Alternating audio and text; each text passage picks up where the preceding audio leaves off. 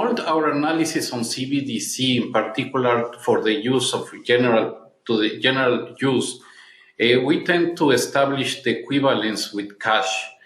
And there is a huge difference there.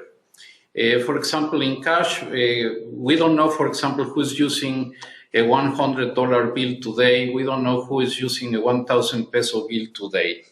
A key difference with the CBDC is that central bank will have absolute control on the rules and regulations that will determine the use of that expression of central bank liability.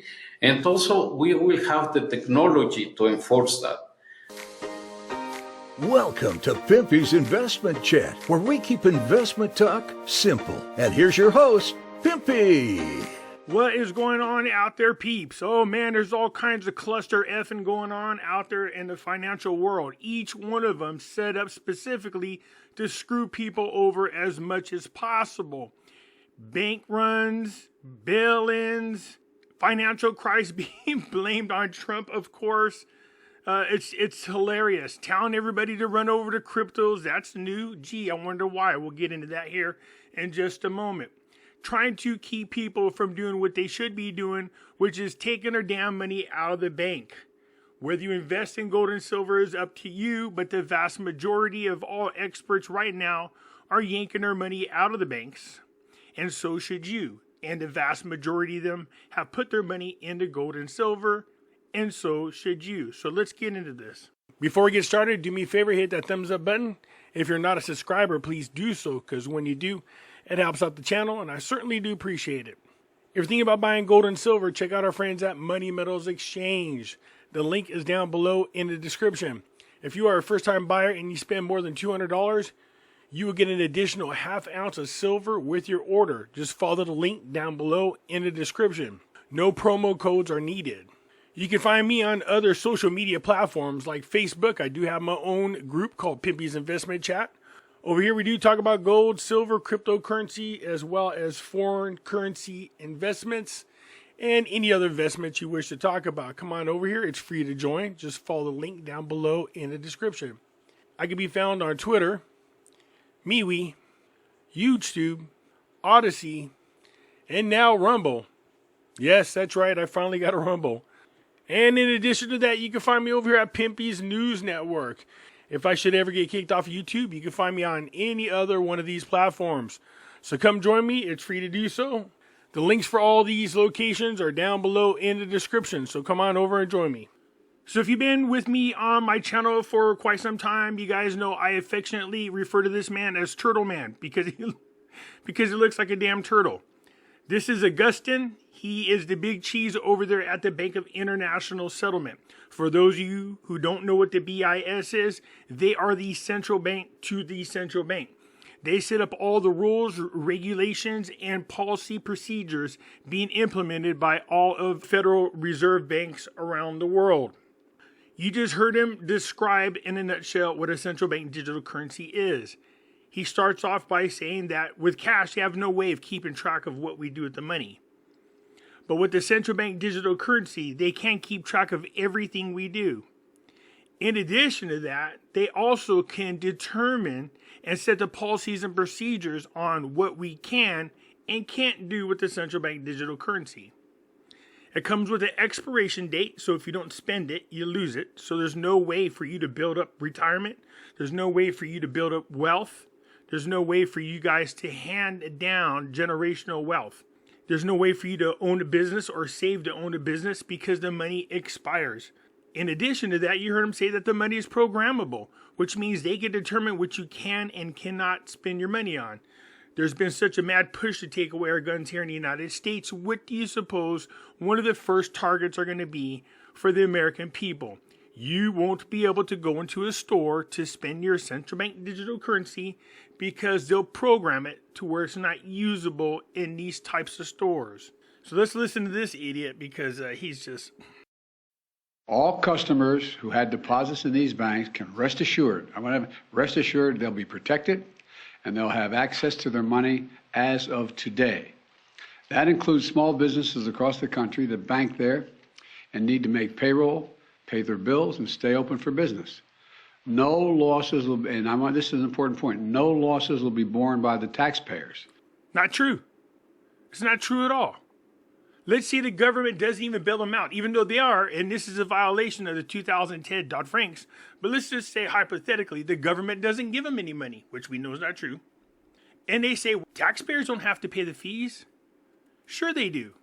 And you might not directly have to do it through your tax dollars and the government helping them out, but he's about to tell you, they're going to get their money back by charging customers even more fees.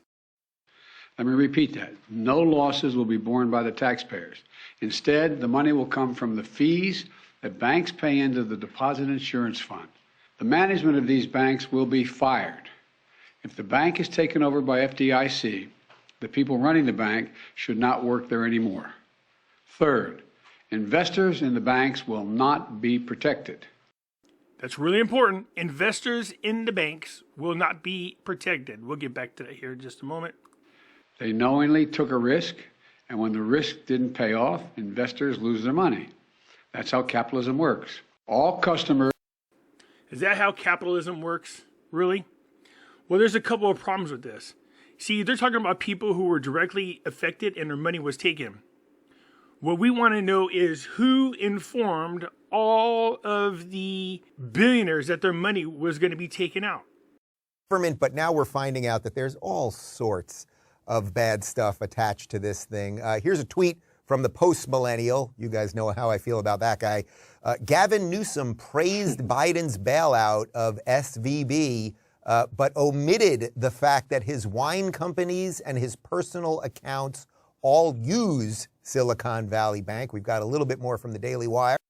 Notice how Gavin Newsom says he praises Biden's bailouts. Remember, we're not supposed to have bailouts. That's what they promised. They will not bail out the banks anymore. Newsom praised the Biden administration on Sunday after the federal government announced that the Federal Deposit Insurance Corporation, FDIC, would cover all the depositor losses from the Silicon Valley Bank collapse. The bailout was a surprise for SVB's largest depositors, as FDIC insurance is guaranteed to cover only $250,000 per account. Newsom said that the FDIC's decision would have profoundly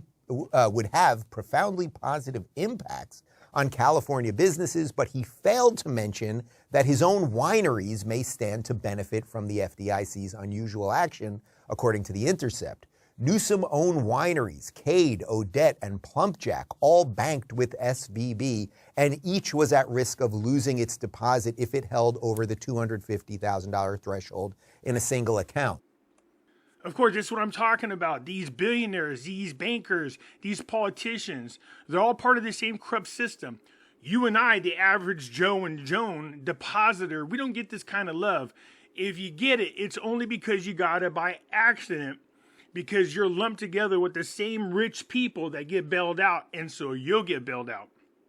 But had that just been a bank without these Silicon Valley billionaires, a bank that did not have a bunch of politicians in there, guess what? You're SOL. Let's continue to go on, because here's something that people should be pissed off about. These billionaires got a warning, not the regular people, but the rich people did. The billionaires got a warning ahead of time that this was going to happen to the bank, and they got their money taken out. Do you get the same type of complimentary warning that these people did? No. Look, one of these rich people are going to tell you right now that they got a warning. Listen. Allison Greenberg is out front. She is the CEO of Ruth Health. Okay, real quick, while she's introducing, I'll rewind it just a little bit. Look at this. The CEO sold $3.5 million in stock days before bank collapse. So they want the depositors to have faith in the successful recovery of the bank. Meanwhile, their own CEOs and other execs, by the way, are all selling their stock on that day. Here's what the law should be. You should not be able to sell your stock if you're a CEO or exec in there. You should be the last person to get your money, and this will keep them from doing stupid types of investments. So the fact that the CEOs and other execs were able to get their money out, any investments they had, making millions of dollars, while the rest of the people got screwed over. Well, they didn't get screwed over. They got bailed out, thank God. But let's listen to this lady, because their company was one of the people that were warned ahead of time that the bank was collapsing. Allison Greenberg is out front. She is the CEO of Ruth Health. It's a maternity care startup that has money deposited in Silicon Valley Bank. So, Allison, thank you very much for being with me. So you are right in the middle of this. Let's just start with when you realized you're a startup, you've got money at this bank, you're using that money to make payroll and other things. When did you find out something was wrong? So my co-founder, Audrey Wu, and I received an email from one of our seed investors. The email seemed cryptic. It was strange. It's cryptic because what they were doing was illegal. Urgent. It was not like the other emails he sends. And we were in meetings, we run a busy maternal health startup. We have so many concerns every day that this email just didn't make sense. So a few hours later, I called the investor and I said, hey, what was this email about? He was out of breath, like he had just run a marathon. And he said, take your money out of SBB, go into your account, take your money out as soon as possible. And, as a business owner, my co-founder, Audrey, and I constantly think about two things. So they were warned to take their money out ahead of time. Think about our team, the people we employ and their families, and we think about our patients, the mothers, the new moms, and the families that we support and their families. Now, I want you to hear the question that the news person asked this lady. She doesn't ever answer the question directly because she don't want her ass to be in trouble. She absolutely diverts away from answering the question and makes it all about the other people and not her and how they did and how come that's illegal. And so for us, it was do this now or else. Okay, and this was what, yesterday or the day before? This was yesterday between the hours of noon and 3 p.m. Okay, yesterday between the hours of noon and 3 p.m. you get this. So then you do it. You go and and how does that happen? They actually give you the money? I mean, these are the 3 hours before the world fell apart. So what happened then? Well, we were incredibly lucky to have that news early from an investor. Wow, I bet. It's very lucky. They did all get bailed out, so this need to move your money wasn't necessary, only because politicians were involved like Gavin Newsom's. But do you hear what they're saying? This is insider trading information. This is illegal. This needs to be looked into. People need to go to jail. Are they? Nope. If you and I did it, we'd go to jail. So let's continue to listen to what they did. They were warned ahead of time to take their money out. We didn't withdraw the money immediately. We're conscientious business owners. We spoke to a few other investors. We spoke to friends. I mean, this is like calls going off the hook for the last 36 hours. So the reporter said, look, you guys started moving your money 3 hours before the whole world came to an end after you got your phone call. She's saying, no, we made tons of phone calls the 36 hours ahead of time. So at the very least, they were warned 2 days before the actual collapse. Confident that this was going to be a crisis, Audrey acted fast. And this is the kind of fear that actually incites focus. We withdrew the money through transfers and wires as soon as possible. I mean, she was withdrawing small amounts, big amounts, just to not set off an AI that might limit our withdrawals. And we were able to remove, this was not our only bank account, but we were able to remove the majority of the funds so that what was left when the website crashed was below the $250,000 FDIC. Right, so you have... Okay, so that's freaky that there's an AI that monitors how much money you're moving out of your account. Mind you, this is your money.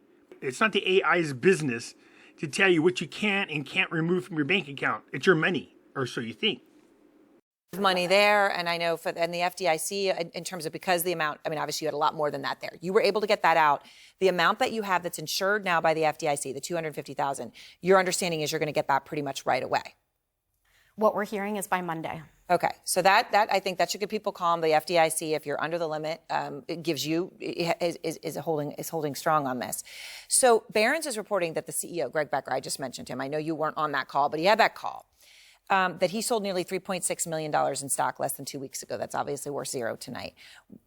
I mean, I know you don't necessarily know the circumstances of that, and I'm not trying to say it was nefarious. I'm just saying, what's your reaction when you hear that? Erin, my reaction is that this is so much bigger than a bank. Is she going to comment on the fact that the CEO of the bank knew 2 weeks ahead of time that the bank was going to crash Instead of letting their customers know that there could be a problem, of course, the fear is then you cause a bank run. So you don't want to cause a panic. So how do you go about informing people that there could be a crisis? Well, if you can't inform everybody, then you shouldn't inform anybody. The reporter asked her, how does she feel about the fact that the CEO sold the shares? Well, my thing is this person controlled the bank and caused this problem. I think the government should go after and take that $3.5 million back from that individual and put it towards any kind of damages or fees necessary to restore the bank. But she knows she benefited from the same thing that the CEO does, so she's not going to answer it. But listen to what she says. I run a nationwide telehealth company. We serve, prenatal and postpartum patients. I have friends in healthcare tech, in financial tech, in property tech. All of us see the impact on human life. And so for us, a call with the CEO of the bank is not our first priority.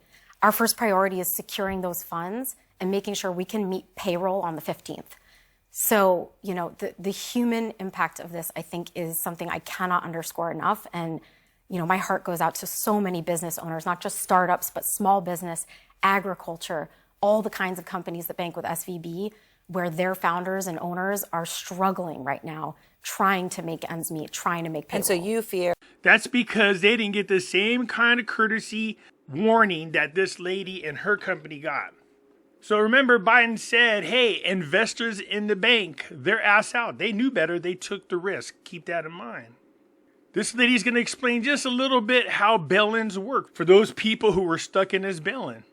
And the sums of taxpayer money that were used in these bailouts were simply staggering. So the result was not just that the financial institutions were saved from failing, but also a very loud public outcry over these massive bank bailouts.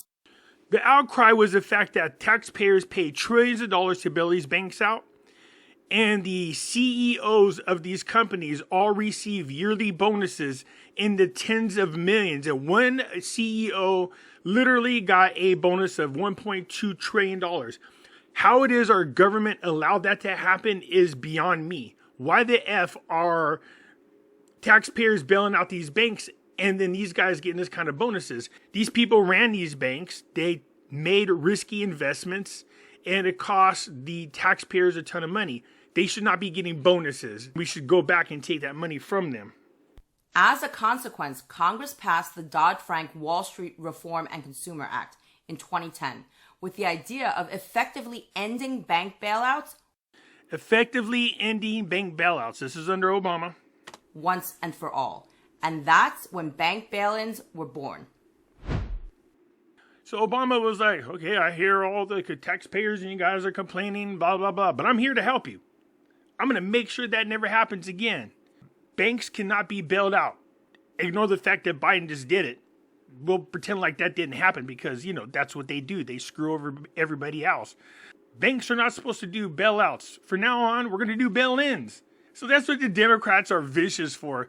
They act like they're doing something for you and they distract you with that. Look, we won't let taxpayers do bail-ins again. We're going to distract you with this and not mention the fact that we're going to do bail-ins, which screws you over just as much. You ready? Let's listen. Bank bail-ins serve the same purpose as bailouts, to save a financial institution from failure. Okay, as this lady goes along, she's going to really candy coat everything. She's for this. She's part of the system, by the way. Except it's not with taxpayer dollars. It's with dollars that are already in the failing bank from unsecured creditors, bondholders, and certain depositors. You know who those people are? Taxpayers. I like how they say it's not with taxpayer dollars. Yes, it is. If your money's in the bank and you pay taxes, you're a taxpayer. You're the one bailing out these banks. So it's with taxpayer dollars. I love how they always do it. The taxpayers are not going to bear the burden. Yes, you are. Don't worry, Super Saver. If your bank deposits are below the $250,000 limit per depositor, per insured bank, for each account ownership category, it's protected by the FDIC, by the Federal Deposit Insurance Corporation, and you should not suffer any losses from a bail-in. Well, I feel better about that announcement, don't you? The FDIC is going to protect all people below the $250 limit. You should get your money right away. Yeah, right. Well, I mean, here's the thing, right? The FDIC only has $200 billion in cash on hand to insure over $9 trillion in deposits. So what happens if all of those people suddenly want their money in cash? It's impossible because that cash doesn't actually exist. The total financial Armageddon. So in case of a bank run, there are over $9 trillion deposited dollars in the U.S. banking system. How are you going to cover $9 trillion? You can't, with only $200 billion in assets. So don't let these people stroke you and try to make you feel good with their words. It's not taxpayer dollars. Yes, it is. The FDIC is going to protect everybody under $250,000. No, they're not. They're going to cover the bankers first, the derivatives first and foremost. By the time it's all said and done, and that's what they do. They create laws to make it sound like they're there to protect you. They don't give a shit about you.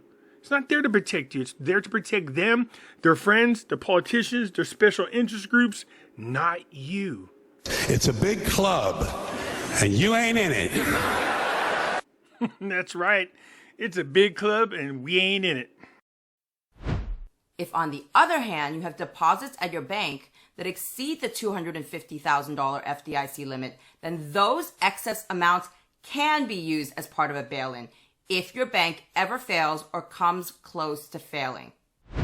In a nutshell, when there's a bail-in, the bank effectively cancels excess depositor amounts in parts or in whole, as well as the debt held by other unsecured creditors and bondholders.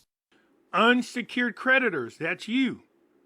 And converts these amounts into equity in the failing financial institution. And by the way, this idea of using some or all of creditors' money to help save a failing business is not as new as its name. It's been around in distressed situations for a long time and was usually called a debt for equity swap before they coined the new label of a bail-in for what's essentially the same old concept. So, here are the two implications of a bank bail-in. One, the failing bank now has more cash on hand to keep things running, and hopefully will use this money wisely to keep... Hopefully they'll use it wisely. How did they get more money? They took your money. It from failing and restore its economic health for the benefit of everyone. For example, to attract new clients with promotional offers or find other sales channels. 2, the bondholders, other unsecured creditors, and depositors with excess amounts at the bank above the FDIC limit lose some direct cash, but are now partial owners of the bank. You see what happens to take your money and you become a part equity owner in that bank against your will. So you become a creditor. If the bank is taken over by FDIC, the people running the bank should not work there anymore. That's not good enough. If they sold shares ahead of time, they should lose that money as well. If you start taking their money and digging into their pockets and putting these people in jail, I promise you the banking system will be a lot safer. Investors in the banks will not be protected. They knowingly took a risk, and when the risk didn't pay off, investors lose their money. So investors lose their money. Didn't the lady just say if you do a bail-in, the unsecured creditors, that's you, the depositors, lose your money, but then you become an equity owner in the bank, an investor. Your ass out. Well, you heard the lady say you're covered by the FDIC. You heard Biden say you're covered by the FDIC. But then we heard Clayton Thomas talk about, well, you got $200 billion to cover $900 trillion. Who do you think is going to get paid first? Not you. Biden to push new banking rules after Silicon Valley Bank collapses.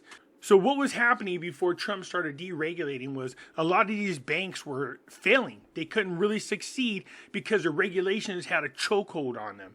So Trump removed a lot of the regulations. I showed you guys the other day in a video how Silicon Valley benefited. They ended up with billions of extra dollars because the regulations were removed. Don't let these people lie to you like they do every damn day. And I'm talking about the media and the Democrats accusing Trump of deregulating is what caused these banks to fail. Nothing. No Democrat, no media person can pinpoint what regulation caused this collapse that Trump reversed. As a matter of fact, it has nothing to do with it. I showed you guys in the last video, it's because these banks invested in treasuries at the wrong time. And thanks to the Federal Reserve raising interest rates caused these collapse is what happened. So for them to go, well, we're rolling back the Trump regulations. Well, when they do that, it's just going to strangle the smaller banks and cause them to merge into the bigger banks. Remember, their goal is to merge as many banks as possible so that only a handful of banks, a very small handful of them, control all of the people, which eventually leads you to an option that they're going to force you into, central bank digital currency. So why is this all happening now? Well, this article is probably about a year and a half ago. The U.S. Fed launches USD central bank digital currency in May of 2023, a digital dollar. FedNow central bank digital currency is launching beta next year in May through July of 2023. So these banks all failing around this time. Do you think it's any quiddinky-dink? Nope. Instant payment service by financial institution, regardless of size or geographic location, around the clock. Every day of the year, through financial institutions participating in the FedNow service, businesses and individuals will be able to send and receive instant payment at any time during the day. I don't need a FedNow and I don't need a central bank digital currency to do that. We already have that now. Zelle. I can have somebody Zelle me money and I'll have it in less than 10 seconds. So it should be no surprise that the banks are failing all around the world. This is planned because they're going to force us into the central bank digital currency. That's what's really going on. I do find it interesting that all of a sudden the media is hyping up Bitcoin. Be careful with that because that's a trap. You can say all you want and love cryptos all you want, but I'm telling you right now, continue to keep your money in there. They're going to confiscate that. I did a video about bail-ins where I showed you that the banks also, when they do their bail-ins, they take your ownership of cryptocurrencies. And how do they do that? Well, you see, how do you buy cryptocurrencies? Where's the money come from? Your bank. When you sell your cryptocurrencies, where does the money go to before you get it in your hands? Your bank. Having cryptocurrencies means you're stuck in the system. And I get that Michael Saylor's out there jumping around trying to get everybody to go back into cryptocurrencies. And he made a comment about how it's never going to rob you. They're regulated and the whole 9 yards. But he's failing to mention some very key important things about cryptos, period. Think about it. I understand that people are telling you that to the moon, XRP to the moon. There's some idiot out there talking about how XRP is going to be worth $250,000, $500,000. They're ISO 222 compliant. Yeah. In other words, they are the central bank digital currency. Anyways, you guys, let me know what you think. I look forward to your comments down below, and I'll get back at you later. I'm out.